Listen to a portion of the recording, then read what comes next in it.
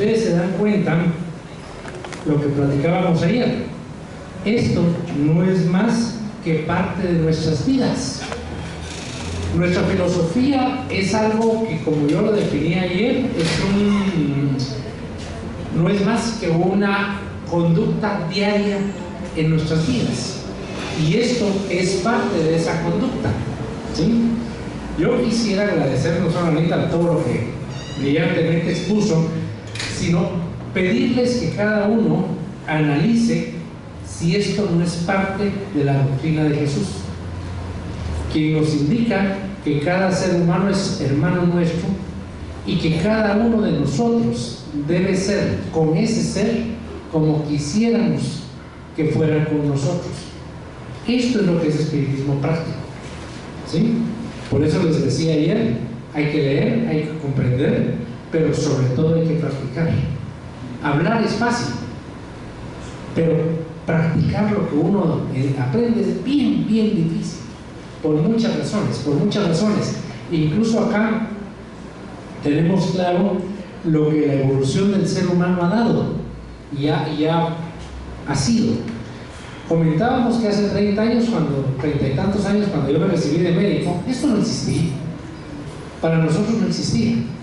Si para nosotros ver a un ser humano agonizante y fallecer era parte de nuestro quehacer diario, pero lo veíamos de una manera, diría yo, incompleta totalmente, porque lo veíamos como un objeto que no teníamos idea realmente de lo que tenía dentro de su ser y sus necesidades y requerimientos.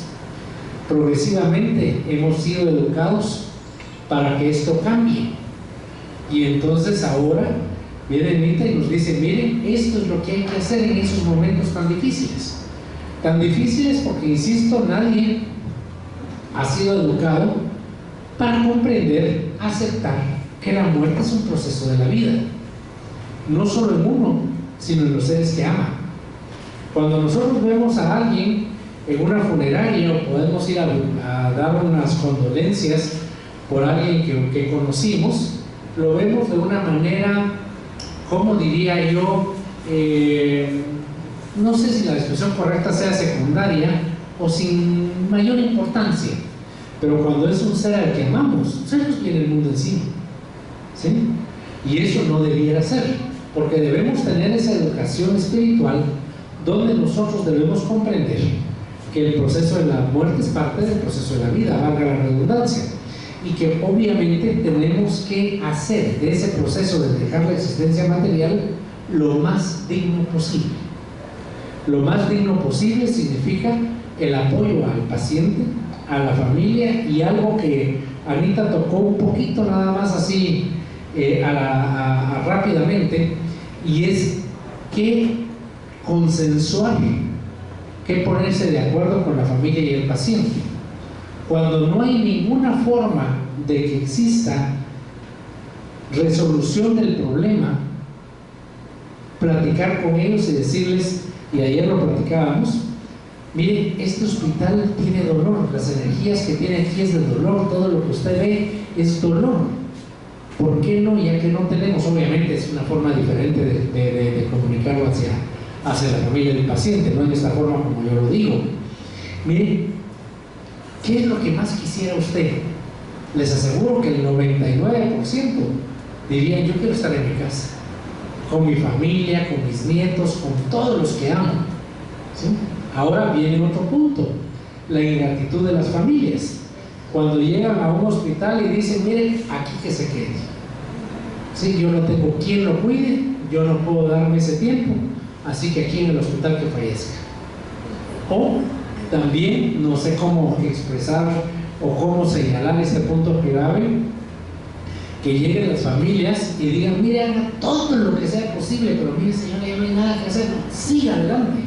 Y lamentablemente hay muchos médicos que aceptan esos papeles y que se tornan comerciantes de la medicina, en lugar de decir: mire, señora, disculpe, esto no lo puedo hacer, así que si usted quiere que esto se haga, llame a otro médico, porque yo no puedo hacerlo, ¿sí? Es decir, que choro y consentidor pegan por igual. Si yo acepto algo que sé que no es correcto, que no está bien, estoy en las mismas circunstancias. Entonces, esto vale la pena y por eso se dan cuenta que un tema, entre comillas, médico, como dije al principio, nos sirve mucho y nos ayuda mucho a todos, ¿sí? Seamos o no seamos médicos, porque en un momento dado va a haber alguno de nosotros que tenga un problema de este tipo o un familiar cercano que esté con este problema, entonces nosotros ya tenemos la orientación de qué es lo que debemos hacer. Y termino antes de que ustedes intervengan, porque lo que hay que hacer es hacerle caso al corazón, ¿sí? Y el corazón me dice qué es lo que tengo que hacer con ese ser que amo, si realmente y verdaderamente lo amo y deseo lo mejor para él, ¿no? Eso es lo que uno tiene que hacer. Así que de nuevo, gracias Anita, y por favor abra discusión y preguntas el tema. Sí, por favor. Muchas gracias. Muy agradecido por la plática, fue muy interesante. Todos quisiéramos tener en la vida, en el momento que llega eso, algo como la doctora dijo, una muerte digna. Lo que no quisiéramos es que fuera tan pronto, ¿verdad? Pero eso ya es otra cosa. Realmente su plática, lo que el doctor recién nos comentaba, me hizo pensar en una plática del hermano Carlos Campetti, que se llama Mitos y Verdades sobre la Comunicación Espiritual, y plantea un par de casos que suenan muy interesantes en este caso, porque este es un debate hasta cuándo pelear, cuándo es humano, y es una decisión que trasciende esta existencia y trasciende la siguiente. Y él plantea un par de casos interesantes. Plantea que el chico Javier fue a visitar a un médico que estaba preso porque él ejercía la medicina por medio del hermano Fritz, curando gente, y lo meten preso por eso. Entonces él va y lo está visitando y el hermano le dice, mira, le dice, el hermano Fritz me ofrece que te cura tus ojos, para que tú puedas seguir trabajando. Y el hermano chico lo piensa y le dice, ¿sabes qué? Le dice, yo ya estoy acostumbrado a lo de mi ojo, tengo este problema, y si el hermano Fritz me lo quita en este momento, no sé qué me va a dar en la siguiente existencia, y yo ya estoy como que acostumbrado o manejando este problema que tengo. Entonces le dice, te agradezco, pero no. Entonces al hermano Campetti le hacen varias preguntas y le dicen, mire, si yo tengo una enfermedad de cáncer terminal, ¿qué tengo que hacer? Rendirme, no luchar y dejar morirme. Y él le plantea, no, le dice, también conozco al director de una escuela espiritual en Brasil, imagínense lo que puede ser una escuela espiritual, que le detectan que tiene cáncer de próstata. Y la señora le dice, mira, ve con el doctor. Y él le dice, no, si Dios me dio esto, yo tengo que seguir trabajando en la escuela espiritual. Y él nunca se fue a ver el cáncer de próstata, fallece de cáncer de próstata, desencarna, y cuando desencarna tiene problemas porque él cometió suicidio. Y el hermano chico, y él le dice, chico Javier no dejó que el hermano Fritz lo curara en ese momento, pero él nunca dejó de asistir a su médico especialista. Entonces es un debate, y la verdad es que para ustedes que tienen en sus manos esas decisiones, pues es muy difícil ver a alguien morir. Los que ya tuvimos las experiencias cercanas sabemos que es difícil tomar una decisión, hasta dónde luchar y hasta dónde no, hasta dónde es suicidio lo que yo estoy cometiendo espiritualmente al no cuidarme, como dijo la doctora. Nosotros nuestro cuerpo lo tenemos que cuidar porque tenemos que trascender, no con este cuerpo, sino con esta alma que tenemos. Gracias. Tal vez voy a hacer una aclaración para Anita. Lo que estás diciendo es algo que nuestra filosofía dice y que realmente nosotros consideramos que es así, que es la reencarnación.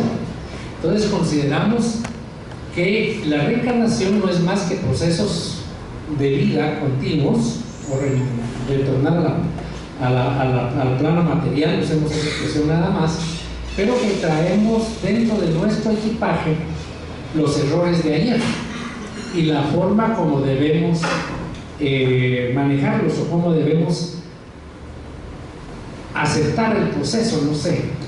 Nosotros tenemos el concepto de que los oncogenes no son más que genes que energéticamente el espíritu ha formado previo a su reencarnación. Y cuando este espíritu reencarna en un ser humano, en una materia, estos oncogenes están ahí, pero depende la expresión, va a depender de la conducta. Si yo soy malévolo y soy rencoroso, qué sé yo, esos genes florecen, pero así, impresionante, ¿sí? Pero también, si yo tengo conducta positiva, optimista, amorosa, si queremos llamarla así, caritativa, esos genes pueden ser reprimidos. Entonces, eso es lo que nosotros conocemos como, lo que medicina conoce como factores ambientales, o muchas veces que no se sabe por qué. Cuando hay cáncer genética, cuando hay cáncer que tiene relación genética, por ejemplo, entre otros cáncer de colon, con dientes, páncreas, qué sé yo, estos, o los cánceres de mama con algunos marcadores específicos, y vienen en familias, es porque nosotros hemos venido en grupos espirituales previamente y hemos cometido faltas que ameritan que nosotros tengamos esa reparación y ese tipo de experiencias para sentir lo que realmente hicimos nosotros de daño a alguien más. Entonces, eso es muy importante que lo aclare para que Anita tenga claro de lo que está hablando, de lo que estás hablando, porque eso es reencarnación. Ahora, algo adicional. ¿Ustedes se recuerdan de uno de los grandes dirigentes brasileños y del SEI que tuvo un linfoma? ¿Se recuerdan? ¿Quién fue el presidente del SEI hace como 6 años? ¿Quién era el presidente del SEI cuando fue al Congreso Mundial? Néstor Mazzotti. Néstor Mazzotti tuvo un linfoma, pero él aceptó tratamiento médico y tuvo quimioterapia. Entonces, eso es un factor adicional. Si yo tengo un cáncer y no acepto tratamiento médico, a mi criterio, yo no estoy dándome la oportunidad de cambiar yo. Entonces yo tengo que aceptar el tratamiento médico, porque de alguna manera quimioterapia y todos los avances, entre comillas, médicos, es que Dios lo ha permitido para mejorar nosotros.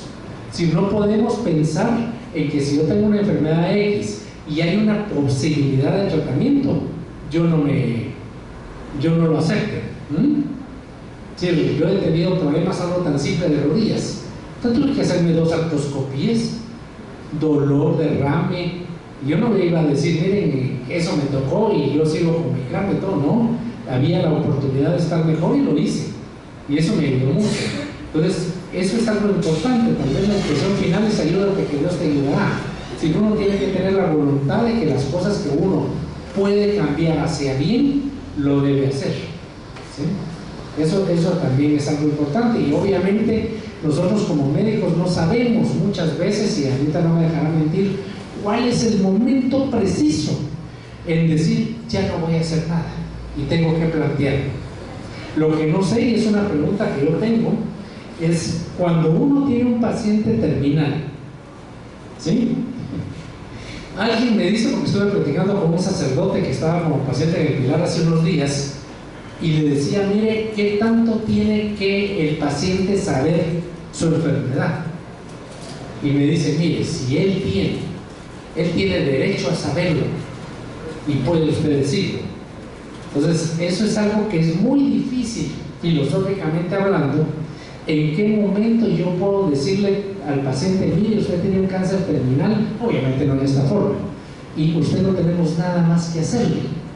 O, como dirían en mi pueblo, dorarle la píldora y no decirle toda la expresión, pero decirle, mire, vamos a seguir apoyándolo, no va a haber dolor, se va a sentir mucho mejor y esto va a ser algo que va a beneficiarlo. No sé si me explico cómo es, y le agradecería a Anita que nos resolviera la duda.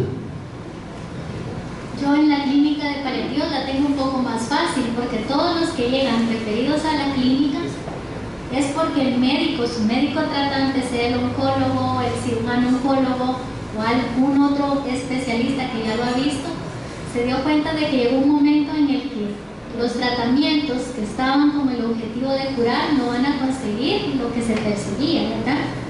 Entonces lo refieren para que la calidad de vida sea mejor. Por ejemplo, un paciente que tiene cáncer,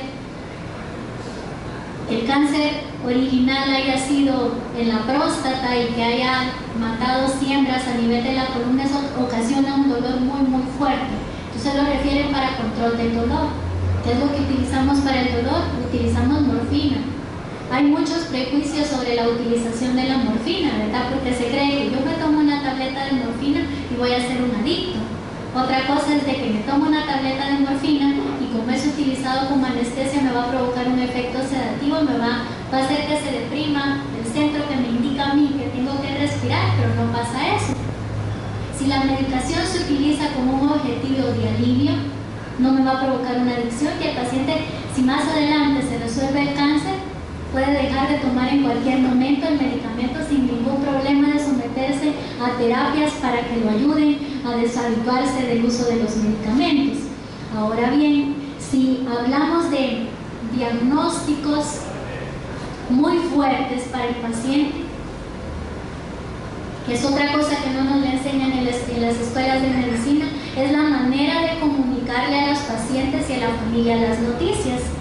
Si yo, no es lo mismo que yo le diga, Marisol, usted es una paciente que consultó conmigo porque se sentía muy mal y los exámenes revelan de que usted tiene un cáncer que se regó a todo su cuerpo.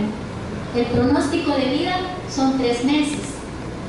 Con toda la extensión de enfermedad que tiene, no habrá ningún tratamiento para que se cure. Puede ir a su casa, puede ir a disfrutar los días que le quedan de vida. Obviamente ya la maté, ¿verdad? Ya la maté.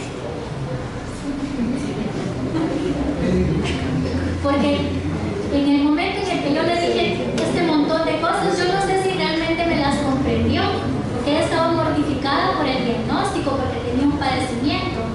Entonces, lo ideal es tener una buena comunicación con el paciente, conocerlo, saber qué tanto quiere saber. Bueno, ya están los resultados, Marisol, de los exámenes que realizamos. No todo está bien. Es cierto que hay un cáncer que ha hecho siembras en algunos otros lugares del cuerpo. No tenemos un medicamento que pueda curar al 100% estas lesiones, pero lo que yo te puedo ofrecer en este momento es que no vas a estar sola, que yo voy a estar a tu lado, que vamos a comenzar un camino juntos, un camino que va a ser difícil probablemente, porque pueden aparecer algunos síntomas, pero los vamos a controlar con el objetivo de que tú no tengas sufrimiento. No dije, tienes un cáncer que te va a matar en 3 meses, no le dije, te vas a morir en 3 meses, pero le ofrecí alternativas, sí, algo que ya no la va a curar, pero le ofrezco, yo voy a estar a tu lado, puedes contar conmigo, puedes llamar a la hora que sea del día y vamos a aliviar los síntomas que desencadenen la enfermedad, para que ella pueda comer lo que se le apetezca, para que ella pueda caminar, para que ella pueda continuar con la vida normal. Obviamente después ya se tratan más cosas, porque sobre el diagnóstico vienen cambios en el cuerpo, cambios que los va a experimentar ella y que yo los voy a ver, pero yo no los voy a sentir. Y soporte, mucho soporte a la familia para que se adapte conjuntamente al paciente, porque a veces se crea un problema, un conflicto entre paciente y familia. Está muy flaca, no quiere comer, le sirvo la comida y ahí la deja toda, se toma una cucharadita de sopa nada más y lo demás ahí lo deja, pero yo como familiar quiero que coma más, porque sé que si come va a tener más energías, se va a recuperar más rápido, si es una herida pues va a cicatrizar mejor. Pero también tengo que tomar en cuenta como familiar que el hecho de presionarla sobre la alimentación va a hacer que ella tenga un sufrimiento más encima. Que no solo es la enfermedad, tomar los medicamentos, sino que el que mi hijo se enoje si yo no como. Y recomendación que siempre les hago es, bueno, si usted tiene que comer lo que quiera, lo que se le apetezca en el día, no es necesario que se tome una jarra de atol. Puede ser un vaso pequeño, en más porciones al día para que no sienta que está siendo forzado con respecto a lo que es la alimentación. Ahora bien, entre el decir o no decir el diagnóstico al paciente, depende de lo que el paciente o la persona quiera. Si quiere saber el diagnóstico, quiere que hablemos de lo que pasa o no quiere. Porque si no quiere, y le pregunto, ¿quiere que este problema yo lo maneje con sus hijos o con su esposo y que con él tomemos las decisiones y usted aceptará lo que venga? Que es decisión muy de cada uno. Pero principalmente hay que preguntarle al paciente si quiere saber. O uno identificará, ¿verdad?, qué tanta fortaleza tiene el paciente para destapar toda la caja de Pandora o darle en pequeñas dosis. Doy un poco de información hoy, lo cito en 3 días para ver cómo va, hablamos de otra cosa y lo voy adaptando. No le destapo toda la caja porque se va a ir con un sufrimiento más grande que por el que vino. Ya no le va a doler la espalda, sino que le va a doler el alma.